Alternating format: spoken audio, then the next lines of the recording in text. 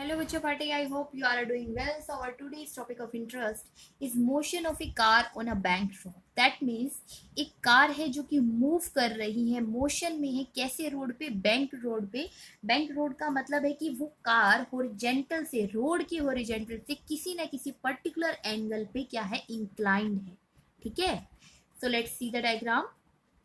हाँ जी बच्चे, देखिए यहाँ पे हमने क्या किया है, एक सर्कुलर रोड लिया है और उसके ऊपर हमने ये क्या ले ली, कार ले लिया। अब हम कह रहे हैं कि हमारे टॉपिक का नाम था motion of A car on a bank road. तो ये जो कार है, ये इस रोड पे किसी ना किसी एंगल पे क्या है, इंक्लाइंड है। जैसे कि हम आपको यहाँ शो कर देते हैं, मान लीजिए कुछ इस तरीके से ये लाइन में है, इसी तरीके की स्ट्रेट लाइन है। अगर हम इस रोड पे ऐसे स्ट्रेट लाइन लें तो आपको दिखाई देगा कि यहाँ से, जैसे अगर हम मान ले कोई एंगल थीटा है, तो इस थीटा एंगल पे ये क्या है, इंक्लाइन है। अब एक छोटा सा कॉन्सेप्ट जो आपको याद रखना है, जो पहले भी बताया जा चुका है। देखिए, अगर कोई भी ऑब्जेक्ट होता है हॉरिजेंटली रखा है, तो उससे डाउनवर्ड डायरेक्शन में उसका क्या होगा, वेट एक्ट होगा, विच इज mg। एंड उससे अपवर्ड डायरेक्शन में परपेंडिकुलर टू द प्लेन, देखिए ये अगर प्लेन ले रहे हैं तो इससे परपेंडिकुलर डायरेक्शन में क्या लगेगी, नॉर्मल रिएक्शन।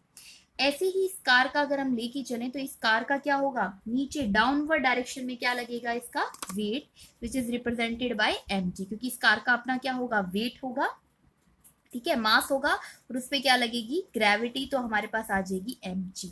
अब देखिए, ये तो डाउनवर्ड बिल्कुल सीधा हम दिखा रहे हैं।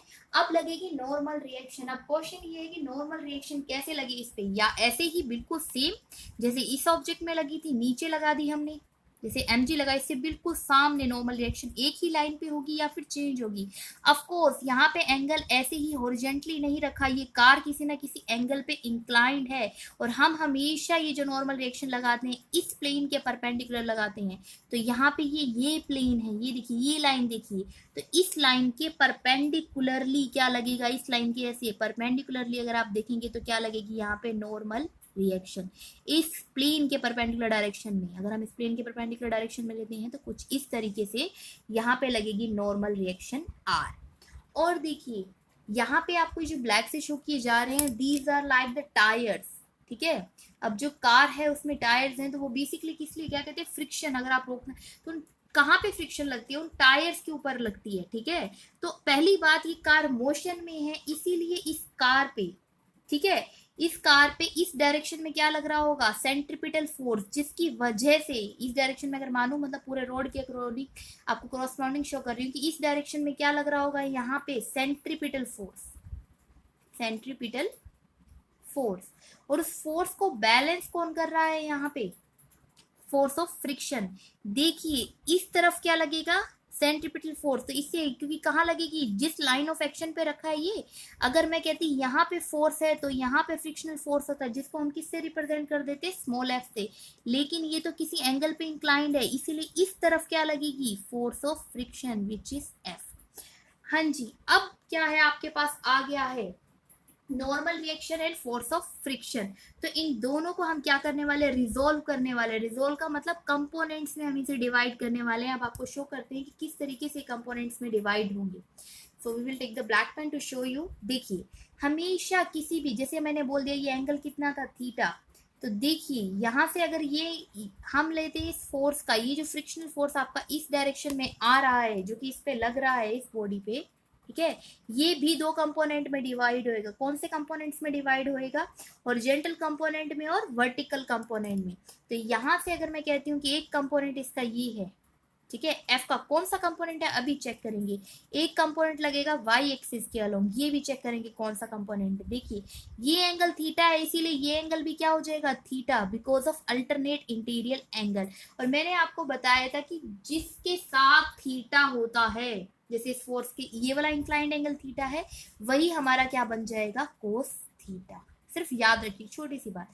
तो इससे अपोजिट साइड क्या हो जाएगी, साइन थीटा। क्लियर है इतना।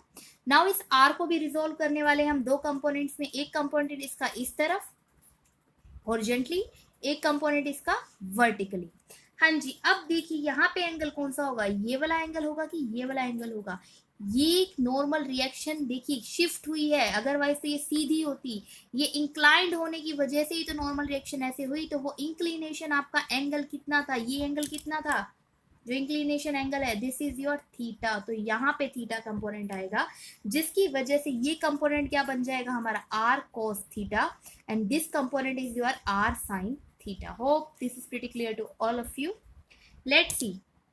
अब अगर आप इसकी बैलेंसमेंट की इक्वेशन चेक करेंगे तो आपके पास यहाँ से बहुत ही दो ब्यूटीफुल इक्वेशंस आ जाएंगी. लेट्स सी कौन कौन सी इक्वेशन.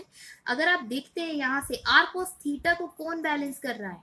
r cos थीटा अगर इसमें ऊपर की तरफ लग रहा है, ऊपर की तरफ लगने वाला फोर्स देखो, हम सिर्फ दो ही तरीके से बैलेंसमेंट चेक करते हैं, एक अलोंग x एक्सिस, एक along y axis. Along y axis देखिए, सबसे पहले ऊपर की तरफ क्या है r cos थीटा, नीचे की तरफ देखिए एक है mg और क्या है f sin theta. That means r cos theta is equal to mg plus में f sin थीटा. सो बच्चा party, this is your first equation. Now देखिए हम x एक्सिस के बैलेंसमेंट में देखते हैं. इस तरफ लग रहा है सेंट्रीपिटल फोर्स. सेंट्रीपिटल फोर्स की इक्वेशन होती है mv square divided by r. तो इस तरफ इससे अपोजिट डायरेक्शन में दो कंपोनेंट लग रहे हैं, एक रिएक्शन का लग रहा है r sin थीटा और दूसरा कंपोनेंट क्या है f cos थीटा. दोनों इस तरफ लग रहे हैं. हाँ जी, तो हम लिख देंगे यहाँ पे r sin थीटा प्लस में f cos थीटा. तो ये हमारे पास होगी सेकेंड इक्वेशन. हाँ जी, by using these two equation we can have the velocity of car. हाँ जी बच्चों पार्टी, तो देखिए अब हम कुछ नया नहीं करने वाले, यही जो पहली और सेकंड इक्वेशन हमने ऑब्टेन किया, this is our first equation and this is our second equation. ठीक है, इसमें से हमने क्या कर लिया, ये इक्वेशन हमने ऑब्टेन की तो हमने mg कंपोनेंट इस तरफ ले जाएंगे तो हमारे पास आ जाएगा r cos थीटा माइनस में f sin थीटा. तो इन दोनों इक्वेशन को हमने क्या कर दिया, डिवाइड कर दिया है. डिवाइड करके कुछ आपको इस तरीके की इक्वेशंस दिखाई दे रही हैं. नाउ हम क्या कर रहे हैं, ऊपर और नीचे दोनों ही साइड क्या कर रहे हैं, r cos थीटा से हमने डिवाइड कर दिया. r sin theta divided by r cos theta, यहाँ पे भी f cos theta divided by r cos theta, नीचे भी हमने सेम. देखिए सेम से अगर आप मल्टीप्लाई डिवाइड करते तो कुछ इफेक्ट नहीं आता, इसीलिए ये कुछ भी इफेक्ट नहीं देगा, लेकिन आपको एक पर्टिकुलर रिजल्ट मिल जाएगा. m से m क्या हो रहा है, कैंसिल हो रहा है. अब अगर इससे अगर आप देखते हैं तो आपके पास एक और अच्छा रिजल्ट आता जा रहा है. Let's see. हाँ जी, साइन बाय cos क्या हो गया, r से r cancel, this is your tangent theta. यहाँ पे cos से cos कैंसिल हो गया, आपके पास आ गया f by r. Here r cos theta से r cos थीटा कैंसिल हो गया, आपके पास 1 आ गया. हियर साइन बाई cos क्या हो जाएगा, टेंजेंट थीटा. और हम जानते हैं that frictional force is directly proportional to normal reaction, and जब आप प्रोपोर्शनलिटी साइन हटाते हैं तो यहाँ कोफिशिएंट ऑफ फ्रिक्शन आता है विच इज योर म्यू. तो म्यू की वैल्यू होती है हमेशा f बाई आर. तो यहाँ पे f बाई आर की जगह क्या रिप्लेस कर सकते हैं आप बच्चा, म्यू रिप्लेस करते हैं. म्यू यहाँ पे भी f बाई आर की जगह आप म्यू रिप्लेस कर लेंगे. तो इस तरीके से आपके पास आ जाएगी वेलोसिटी की इक्वेशन. यहाँ पे आपके पास v स्क्वायर की टर्म में थी, तो यहाँ पे अगर आप v स्क्वायर की टर्म से सिर्फ v की निकालना चाहते तो कंप्लीट फैक्टर के ऊपर लग जाएगा अंडर रूट. और देखिए इसके बाद भी एक सिंप्लीफाइड केस हम कर सकते हैं कि अगर आपका कोफिशिएंट ऑफ फ्रिक्शन क्या हो जाए, म्यू की वैल्यू अगर आपकी क्या हो जाए, 0 हो जाए, तो इसके केस में आपका जो रिजल्ट है बहुत ही सिंप्लीफाइड रिजल्ट में कन्वर्ट हो जाएगा which is your under root r g tangent theta. देखिए म्यू 0, नीचे 1 माइनस 0, तो क्या रहेगा 1 ही. तो आपका एक बहुत ही अच्छा रिजल्ट आ गया. कब, जब यहाँ पे फ्रिक्शनल फोर्स क्या है, कोफिशिएंट ऑफ फ्रिक्शन क्या है, sorry 0. So this is all about this topic.